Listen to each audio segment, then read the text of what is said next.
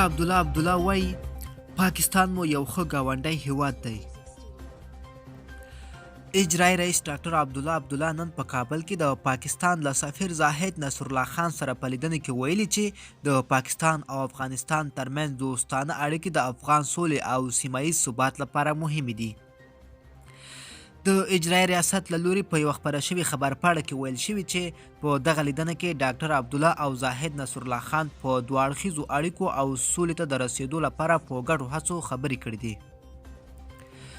د سرچینې په خبره اجرایي رئیس په یاده لیدنه کې د افغانستان او پاکستان ترمنځ د دوه اړخیزو اړیکو په لا پراختیا ټینګار کړی او پاکستان یې د افغانستان یو ښه ګاونډی بللی.